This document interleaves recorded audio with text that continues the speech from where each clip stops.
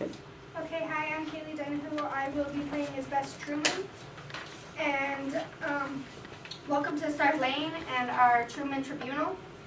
As you know, America has been in war with Nazi Germany, fascist Italy, and Hiroshima and Nagasaki, Japan.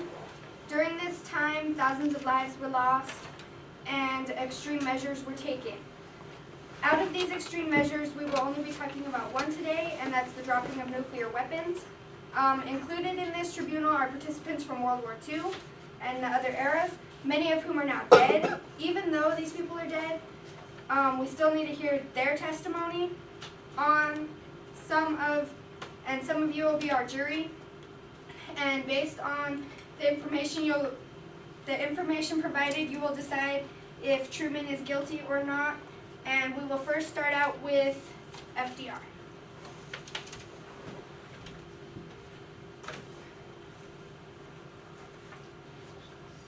As I wheeled my way through the halls of the White House, I glanced out the window and wondered what my day would be like. At the corner of my eye, I noticed that there were two men walking my way. They were part of security. I looked down and saw there was an envelope in hand of one of the men. I sighed for a moment and was expecting the worst, as I always do. But a couple of moments later, I felt like this envelope would bring me loose. When the men got closer, I felt a sudden urge to roll their way. As we reached each other, the man handed me the envelope. I hesitantly opened the envelope to view the contents. The letter stated that the five scientists, Albert Einstein, Robert Oppenheimer, Leo Szilard, Edward Teller, and Enrico Fermi, were building a bomb. An atomic bomb was in the making, and a new element was found and put into the bomb. The element was called uranium, and the atomic bomb was later named Little Boy. On December 7, 1941, while I was in my third term of presidency, the Japanese attacked Pearl Harbor. I helped develop a way to defeat the Germans in Europe by invading North Africa in 1942, Sicily and Italy in 1943, and Normandy, which is also called D-Day in 1944. As I gained sicker and sicker each day, I feel the stress of war. In March 1944, while in the hospital, I was diagnosed with polio, coronary artery disease, and congestive heart failure. I ran for my fourth term of presidency anyway. This time I chose Harry S. Truman as my running mate, and we won. In February 1945, I went to the Yalta Conference to talk about post-war reconciliation with Winston Churchill and Joseph Stalin. I returned to the United States and went to Warm Springs, Georgia, where I died.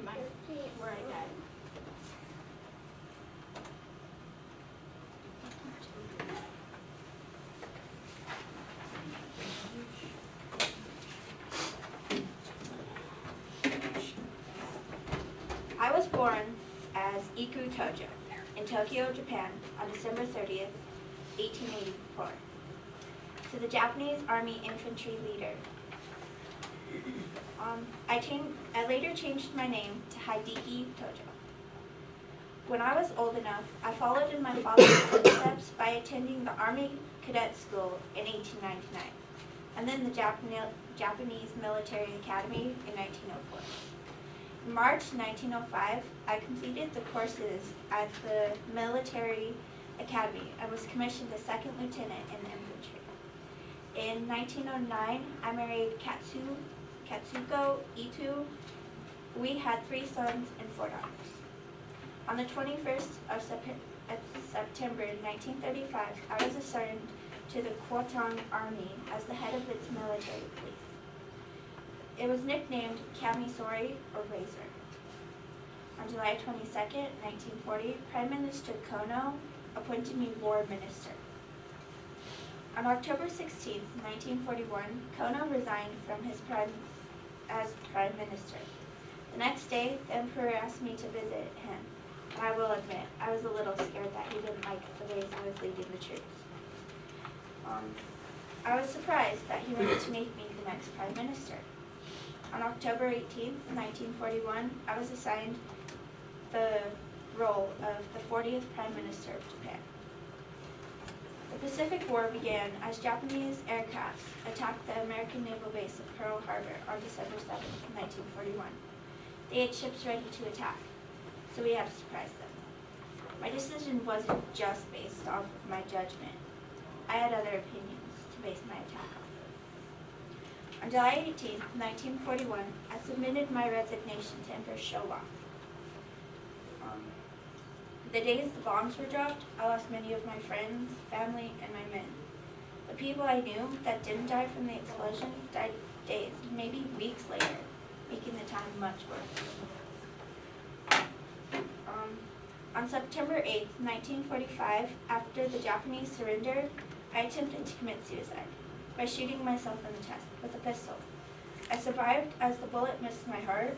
I was arrested while recovering from the gunshot wound and moved to the Sunmo prison after I had recovered. Yesterday, November 12, 1948, I was sentenced to death by hanging. December 23rd, I would be hanged. Going to be killed for attacking one single naval base, with people prepared to fight. But Harry Truman, he attacked 2 of our cities. He killed around 110,000 people in total, just from the bombs, plus thousands more from the radiation. 110,000 compared to my 2,400 people that died because of me. In all truth, he did more damage than I did. He deserves to die a more horrendous death than I do. He will not die from being killed like I will. No, he will die from pneumonia.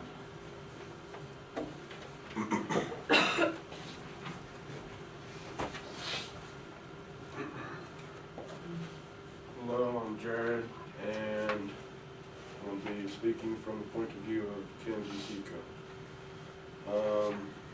Here's some quick facts. August 6th was the bomb that dropped on Hiroshima. July 26th was when the leaflets were dropped, and it all happened in 1945. Hello, I'm Kenji Kiko, and I was working late one night, and I was trying to not get fired because I was already being looked at by my boss as a person to fire. So I took my lunch break really late and tucked in my kids so I could go work again late night.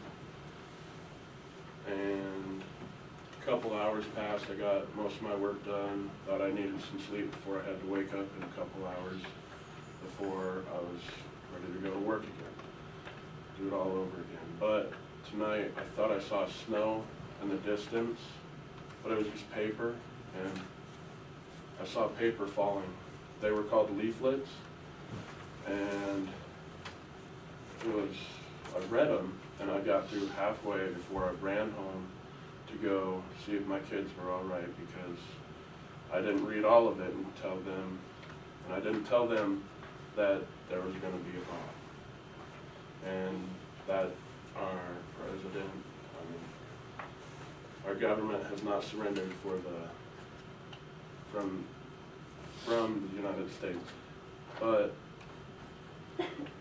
then a couple days passed, I was packing up to go move away to get out of there, and I just about got all my stuff done, and I went to the graveyard to say goodbye to my wife because she died in a car accident that I was driving, and a car T-boned us and killed her and one of our 3 kids, and I've been sad ever since. So as I got up to go get in my car, it was August 6th, and there was a huge thing dropping over the distance, and I saw it, and I was like, whoa, and then I died. But that's from the point of view of Kenji Kiko, and that's what happened in his life. Thank you for listening.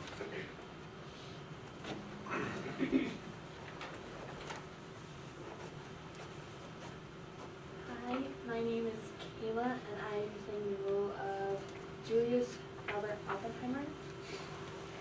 I became politically active active in the 1930s and agreed with Albert Einstein and Leo Szilard that the Nazis could develop a nuclear weapon. I was selected to administrate the laboratory to carry out the Manhattan Project, which was a U.S. Army mission to harness nuclear power for military purposes. I led the scientific end of the Manhattan Project in Los Alamos, New Mexico in 1942. It culminated in August of 1945 when the military successfully detonated the first nuclear device over Hiroshima, Japan.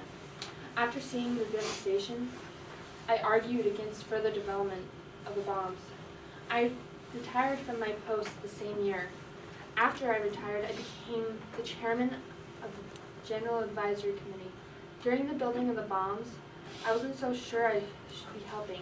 We tested uranium to build them. Fatman was equivalent to 20,000 tons of TNT. The plutonium core made the explosion even bigger.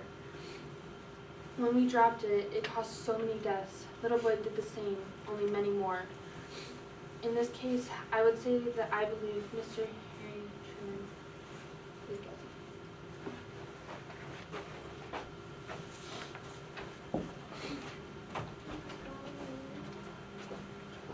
My name is Sharice, and I'm doing the Japanese military. My name is Mitsu, a Japanese pilot in World War II. I was born on December 3rd, 1902, and in 1924 I joined the Imperial Japanese Navy Air Service.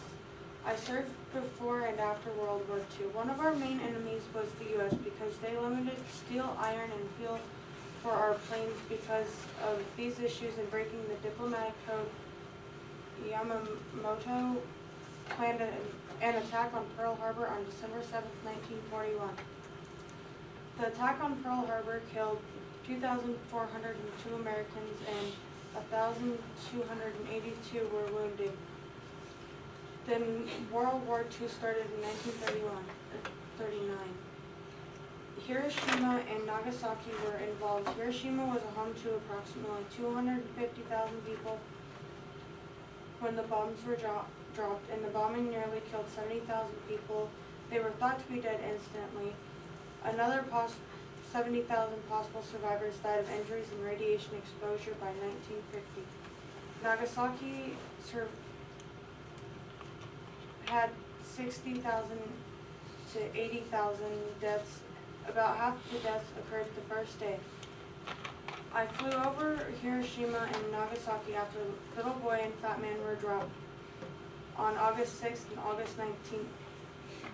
1945, the destruction that the atomic bombs created on Hiroshima and Nagasaki were more devastating than Pearl Harbor because the U.S. killed thousands of citizens and made them suffer worse by using harsh chemicals that killed many almost instantly, but also made some suffer for years. Pearl Harbor was an attack on U.S. military and not U.S. citizens.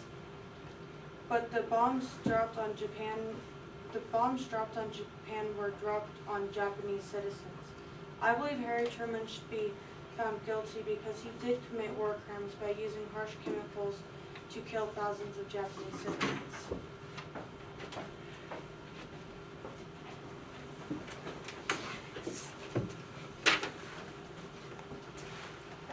Hi, I'm Danielle, and I play Rico Green in this role.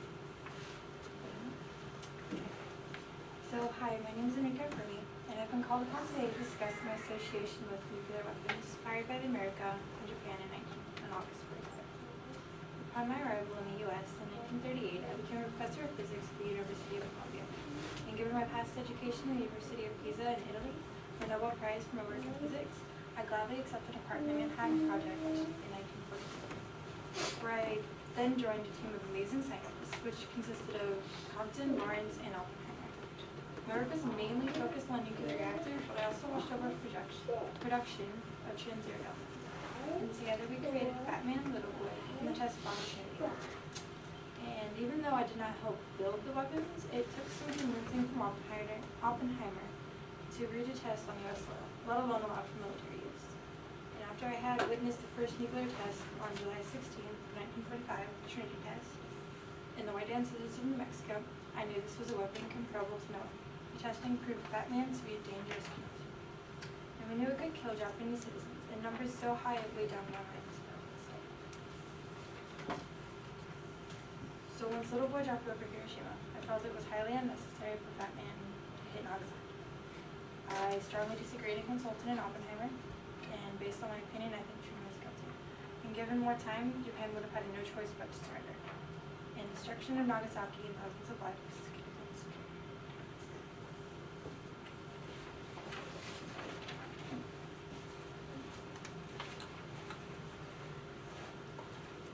I am Michelle and I'm playing the part of a woman here in America writing her husband who's off on military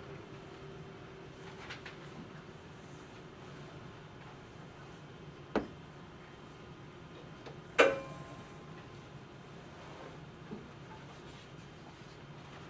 Dear darling, I'm longing to hear your voice again. You've been away for so long, yet I'm still not used to your not being here. But I'm getting by somewhat well here. You've gotten the job at the shipyard. You're now the husband of a businesswoman, just like our neighbors. It's such an empowering feeling holding power tools in your hands. And the girls just cannot believe how much I'm making. It's wonderful. Yet I would trade it in a heartbeat to see your smile. Our daughter misses you too. She had a bad dream last night. She was calling for you. I do my best, but no one scares away the boogeyman quite like Daddy. Oh, we miss you so much at this house. I wish you could just come home. The war should be over soon, shouldn't it? I mean, with Hitler dead and all. I guess all that's left is the Japs. They say the Japanese are ruthless and have no fear of dying. Oh, I hope you don't have to fight over there. I'm scared for you. I really am. I want you home tomorrow. Today would be even better, but I understand duty calls. Here at home, with the rationings of coffee and sugar, mornings have become more difficult. Wake up, get Charlotte out of bed, and ready for school. Cook breakfast and head to work. I've been taking the train more and more often, and this morning on the train, the frail old man sitting across from me had a newspaper. The headlines celebrated the Nazi surrender, and the mood of the city was joyous. When Charlotte and I got home, we celebrated with a cake using this week's ration of flour and sugar. I tell you, I've never tasted a better cake in my life. They say that life tastes better in rations. I try to tell myself this every time I begin to miss you. Much love, your wife.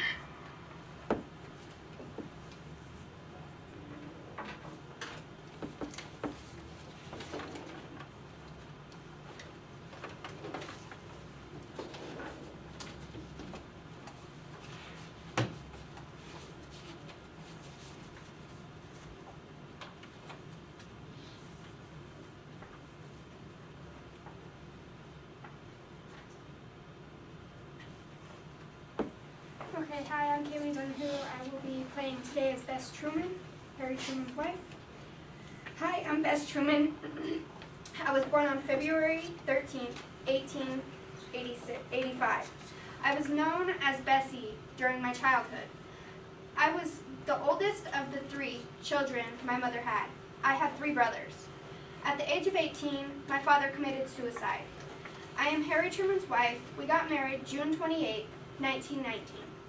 Harry proposed to me prior leaving to France in 1918. World War I altered our steady relationship. We had a daughter on February 17, 1924, named Mary Margaret. I became First Lady of the United States. I was in office with my husband from April 12, 1945 to 1953. I felt left out on the atomic bombing. I was very angry at my husband for deciding to drop the atomic bombs on Japan without telling me. But I agreed with everything Mr. Truman would do. In 1953, we went back to Independence and back to the family home at 219 North Delaware Street. When President Lyndon Johnson signed Medicare in 1965, the Trumans were the first to be given the benefits. My husband died on December 26, 1972, because of lung congestion caused by pneumonia, which caused multiple organ failure. He died at the age of 88. I died 10 years later, on October 18, 1982, because of congestive heart failure. We were both buried at the Harry S. Truman's Library and Museum in Independence.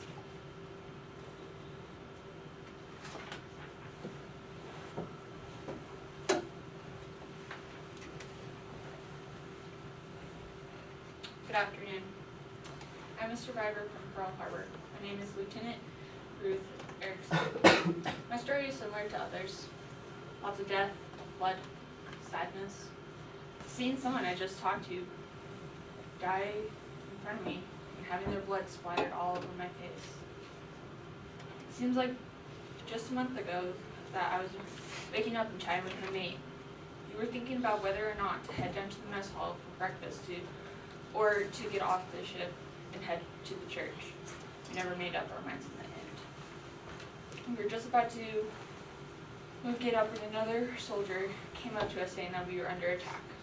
I thought that we must be having another drill, so the first thing I did was brush my teeth. Right when I was about to spit out the toothpaste, I heard a bomb go off.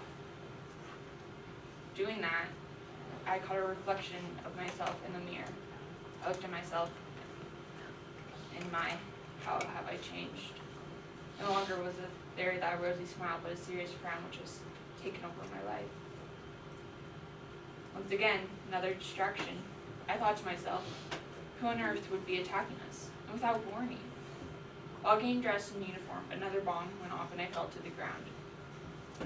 I went out to the mess hall and seeing that at least 32 people were on the ground, not moving. I went over to the chef and rolled him over only to see that his face was covered in blood. This was no drill. I went outside and started writing down the name tags of those who had been murdered. Another lieutenant came up to me and asked me what I was doing. I replied, writing down the names of those who had been killed, sir. His last words to me were lost. Very good.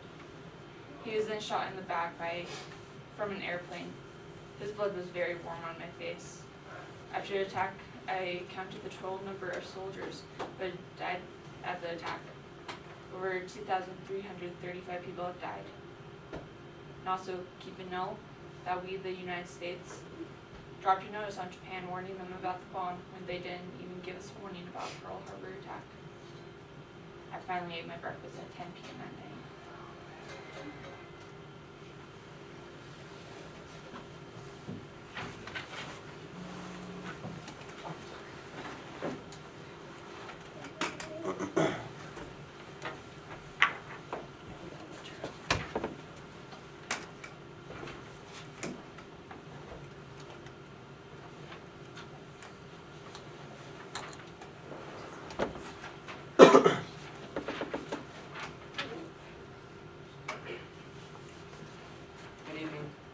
My name is Private Joe P. Martinez.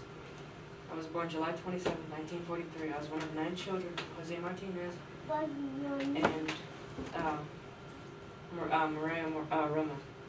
When this war started, we were just simple people. We all had jobs, a family, and even a home. But when we were sent to this war to fight this war for Truman, we had no idea what we had done. What Truman had done when the bombing happened was sick and twisted. How the Japanese were scarred for all their lives. When I fought and saw the damage that was done, I knew that when I was drafted. But I knew there was going to be carnage, but not as bad as this. The debris and ashes that just fell. When I saw it, it just made me chill from the bones of my soul. I saw a father who was protected his young from the blast, but that didn't work. But the pain and misery the family members have been put through, most of them gone, lost forever, in that God-forsaken place. I have Medal of Honors and a Purple Heart for the deeds that helped both my country and my friends in war. The reason I have these medals is because our flank was in a jam for several days. We had tried to make them retreat, but nothing was working. We almost had lost because our sergeant was shot and killed in battle. Nobody can do anything, so I stepped in and told them to follow me and keep attacking. I was shot twice in my right shoulder and once in my left arm. It hurt a lot, and I mean a lot, but hey, at least we got the job done.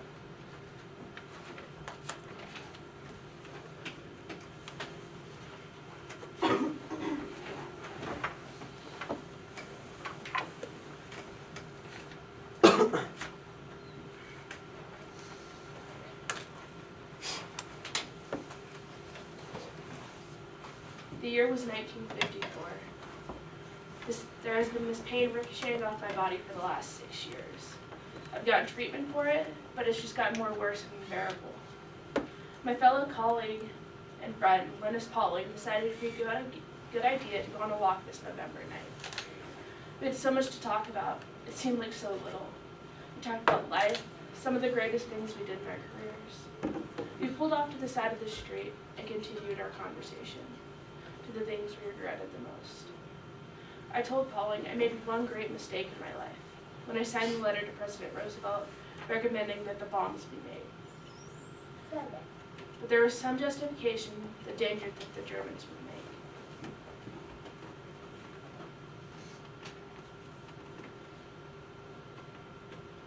Sir, some recent work by Enrico Fermi and Leo Szilard, which has been communicated to me in a manuscript, leads me to expect that the element uranium may be turned into a new and important source of energy in the immediate future. Certain aspects of the situation which has arisen seem to call for watchfulness and, if necessary, quick action on the part of the administration. I believe, therefore, that it is my duty to bring to your attention the following facts and recommendations. In the course of the last 4 months, it has been made probable through the work of Juliot in France, as well as Fermi and Szilard in America, that it may become possible to set up a nuclear chain reaction in a large mass of uranium, by which vast amounts of power and large quantities of new radium-like elements would be generated.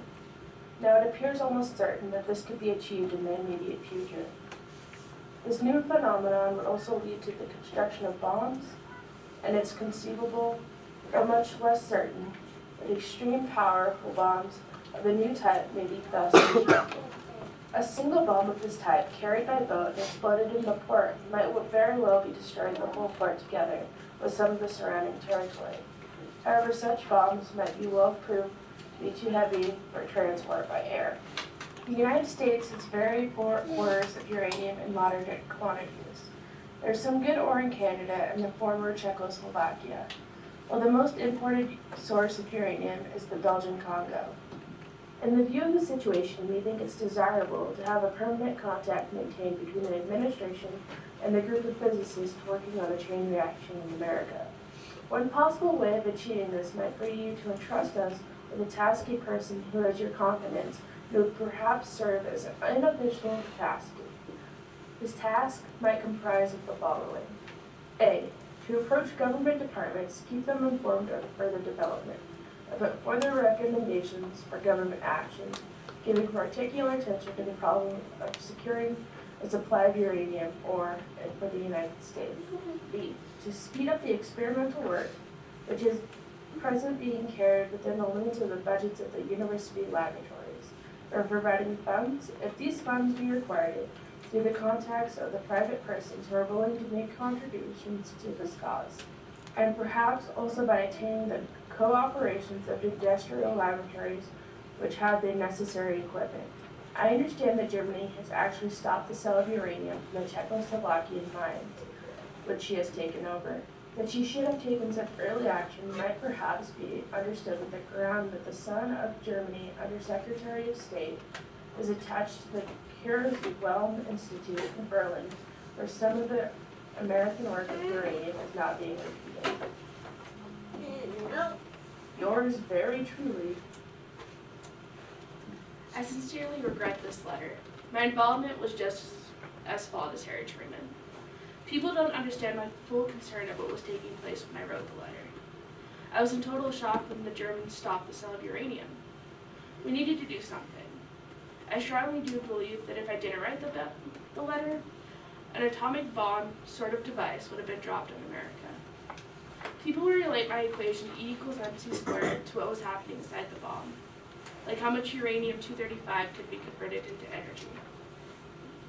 What a lot of people don't realize is that when I made this equation, I discovered it 40 years before the bombs were even dropped. It just happened to fit in this dilemma.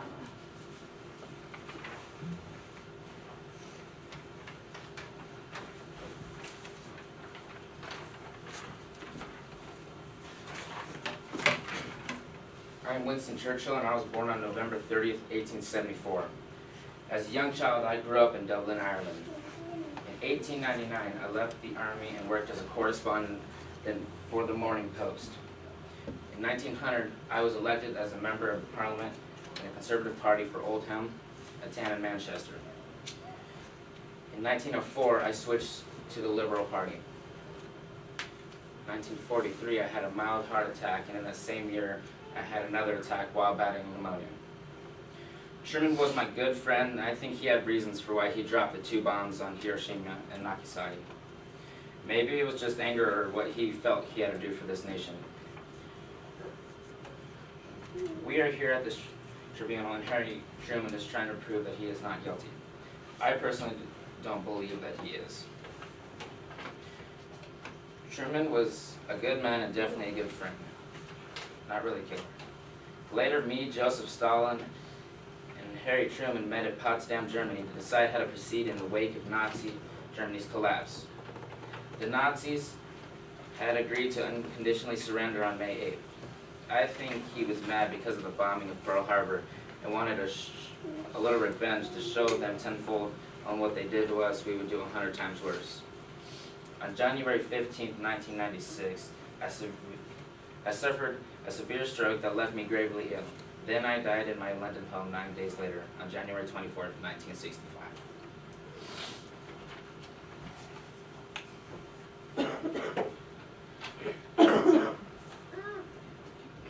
I'm Harry Truman, and I'm here today because I am being tried for the following war crimes: crimes against humanity and the dropping of atom bombs. I was born in Missouri in 1884. When I was 6, I moved to Independence, Missouri. I have bad eyesight, so I can't play sports like the other kids, but I was hard making friends. But as a child, I always wanted to be a soldier. As I grew up, I worked on the farm. I was sick of that, so I went to the National Guard in 1905. For the next 6 years, I worked in the Guard. In 1910, I met Bess Truman. My father died in 1914. It caused me much heartache. In 1917, I became the 129th Artillery Regiment. I loved the Army life, so I rose to the rank of captain and ran the regiment campaign. Bess Truman and I got married in 1919. In 1923, we had our first child. In 1934, I ran for senator and won the vote. As senator, I rarely saw the president until he died in 1945. I became president the same evening. A couple of days later, I saw a letter from Albert Einstein asking about the acceptance of the bombs that I heard about as a senator, but not much detail was given to me. I knew the bombs were being built, but I didn't see them until we did a test called the Trinity test on July 16, 1945. Getting ready to drop the bombs on Japan was a big decision. We decided to drop leaflets before dropping the bomb saying surrender or we will bomb you. No surrender is given, so we had to bomb Hiroshima to tell them what we weren't messing around. On August 6, 1945, we bombed Japan and they unconditionally surrendered. If we wouldn't have dropped the bombs, they would have invaded and a lot more people died, because Japan said they would not surrender no matter what. So I think what I did was necessary. I'm just a normal person like everyone else. I didn't want to hurt anybody, but I did what I had to do for my country.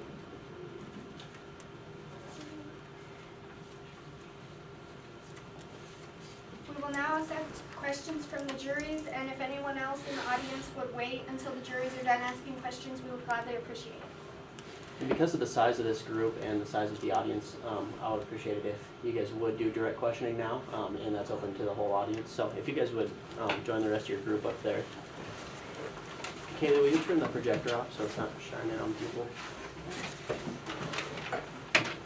So if you guys have questions specifically for anyone as they are acting as an individual, feel free to ask them directly of those questions. If you have any questions relating to them as students in 2013, maybe we can wait for a second to get to those questions, because I think they have a lot to say on that, but in order to draw a conclusion, I appreciate questions that are directly to the people that they're acting as for now.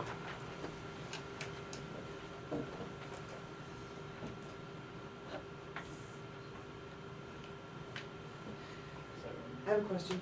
It's a general question. What were the total numbers of people that died, that were killed by the Japanese in total during World War II versus the total number that were killed by the Americans Well, that were Japanese? by a specific side is almost impossible to tell, but there's estimates that throughout all of World War II, there were 2 million Japanese killed, and then they had fought 4 years longer than we had, and we had lost 500,000 people. But is that including the European, or just the? That's just America and Japan. Just America, okay. I would like to hear, because I think it kind of got lost in some of the presentation, from the perspective of the person that you were playing, would you have found Truman guilty of war crimes? So if we can just go through and see, as the person that you were playing. As Robert Oppenheimer, I thought yes. As Best Truman, I thought no. As a citizen, I think no. As a Japanese military leader, I say yes. As FDR, I really don't know. As Albert Einstein, it's kind of my fault too, so. As Winston Churchill, I'd say no. As a American military, yes. As Harry Truman, no. Obviously. As Japanese military, yes. The Pearl Harbor survivor, no. As a Rico Fermi, yes. As a Japanese citizen, yeah. Mr. Truman, or Mr. Roosevelt, how come you would say no? Oh, God. Okay. Oh, my God. Just I wanted to make sure you knew that.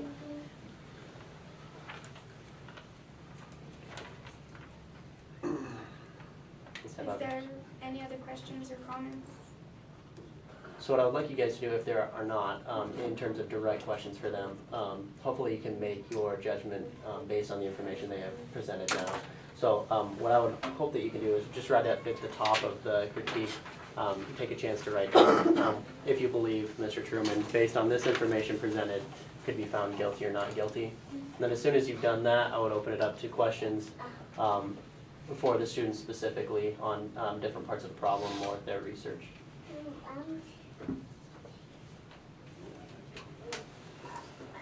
I do have a question. Yeah. As a survivor, do you think that he's not guilty because of your duty to the military, or was it in your belief? I feel like that he was not guilty because, for one, he was our president. I in the United States, and because the Japanese bombed us without any notice or warning. So I think what he did was right.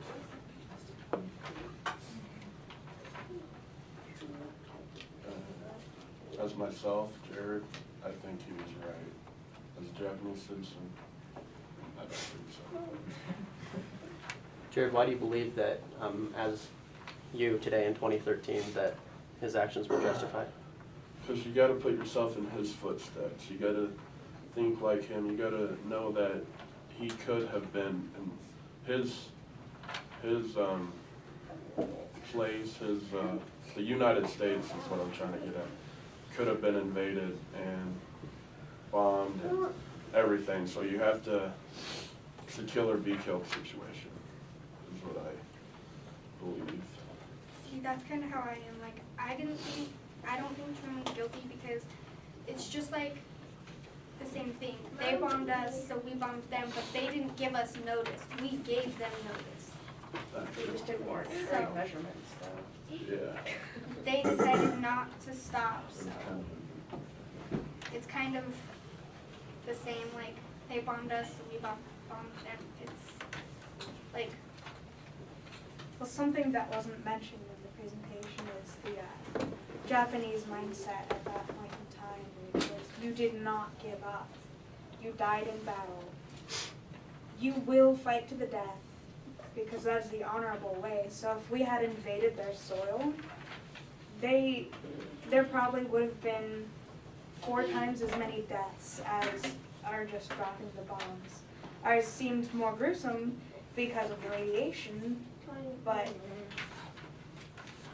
I, 2013 self, believe that he was right in dropping the bombs to end it quickly. Yeah, go ahead. So Siri, did it make any difference to you that civilians were predominantly the victims in Japan versus a military base being the victims in the United States? Well, I feel that, like, even though you were not involved in the military, you can still have some say in it, and they could have helped us, warned us. They had so many choices, and they decided not to. So, they had it coming. Were we at war with Japan at the time of Pearl Harbor? No. Okay. And there wasn't any other way to handle it besides doing the bombing? We could have invaded. I think we should have only dropped 1 because 2 of them was kind of unnecessary. I mean, 1 of them would have pretty much probably had the same effect as just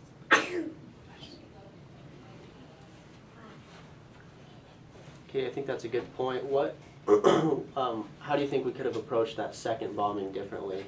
Obviously, I mean, not at all is one option, but do you think that the amount of time between the 2 was given? Because I know in your part you said that.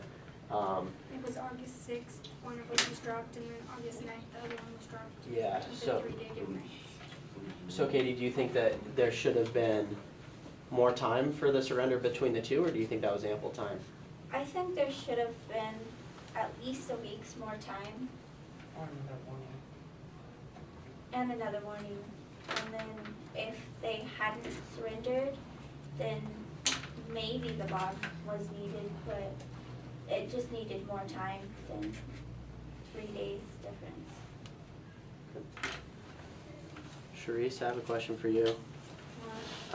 Based on your reading over the last couple of days and what Rachel was saying about the Japanese military and how they would fight to the end, is there an example that you could tell us about of how someone could continue to fight for a long period of time? Well, there was a group of guys. They kept fighting the war for like 29 years after it ended. And because they didn't even know it ended. They were fighting till death. So some guerrilla tactics, but they were unaware of the bombs, right? Do you remember what they were told from, or how people were trying to contact them to tell them that the war was over?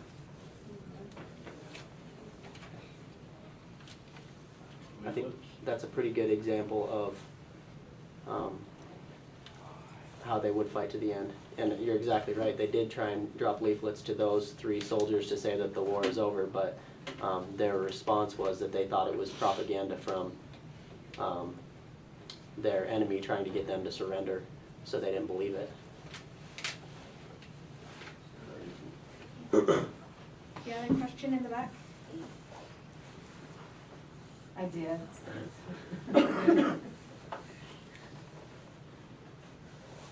I have a question. Yeah, keep going. So, what are your thoughts about the fact that the U.S. still has military occupation in Japan?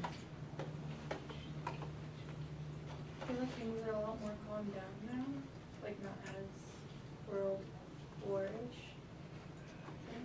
Like no one's stepping on our toes. It's kind of like a little brother and a big brother. Yeah. Like, once you guys duke it out, it's all chill.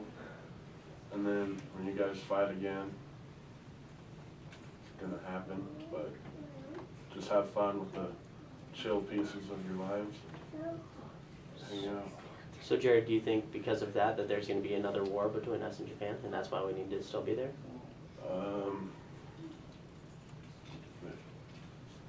Maybe there's going to be another war. There's always going to be another war with everything. But yeah, we should keep them there. We shall. Have fun. From my understanding, we have military all over the world in preparation just in case World War III happens. We're not saying it's going to be in Japan or that Japan is going to be attacking us just because we have a military base there. It's just we want to have people ready to deploy just in case something does happen. So I think it's a good thing. So based on your guys' understanding of where our military is and the actions in 1945, if we were to be in the same position again, how could things be handled differently? So it doesn't get to the point of nuclear weapons. I think that maybe we shouldn't have such brilliant scientists. No, I'm just kidding. I think that maybe instead of like using such humongous bombs or something that like to have it prevented, like it should be like we should set up new war world rules, Regulations. yeah, and Well, there are ones for nuclear devices that we, what is it called? Weapons of mass destruction. Weapons of mass destruction. You cannot use those. When were those rules established? 40, what was it? I think it was like 49. Yeah, 49. Okay, and After we dropped the who was involved in that conversation? Truman. United Nations. Okay, the United Nations, and what is that commonly known as? Okay, who's involved? The convention was. What are you getting to? Who was involved in it? Yeah, in that decision-making process of look at all the things that have been done. How can we prevent that from happening again? It's all those, it's like The rules of.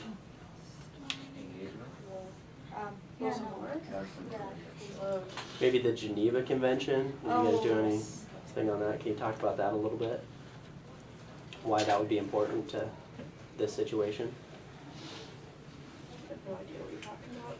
Oh, come on. Well, it's kind of like teachers saying, okay, kids, you're allowed to fight, but you cannot cross these lines. And they drew several lines. Most notably, what is one of those lines? No weapons of mass destruction, including atomic bombs, chemical warfare, I think biological warfare.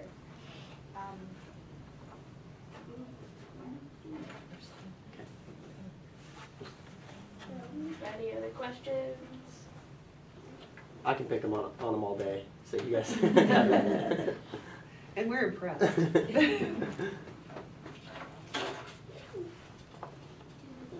You know, it's okay to have guidelines, but if the other countries aren't gonna follow those guidelines, it's very pointless. There's like 149 countries included in the United Nations now, currently. So basically, vast majority of the big powers that we could go into war with and that would have access to nuclear power, they have all signed the document. I don't know if this is irrelevant to this or just, but with everything that's going on now and with the government that's shut down, do you think that plays a role on if we were to be engaged in major war? I want to see how quick the government would get back up if like a World War III broke out right now. It'd be pretty cool. I don't know that cool's the right word. The war part wouldn't be cool, but like if we did like a simulator of World War III so that they thought it was real, just to see how much they could, like how fast. I think it would be a really good slap in the face to wake them up. Oh, yeah. Maybe we could change a few things if that did happen.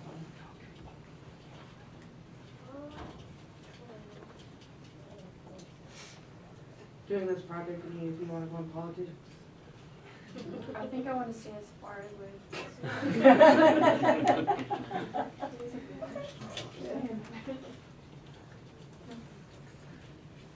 All right, well, if there are any other questions, thank you guys. Michelle, did you have another comment?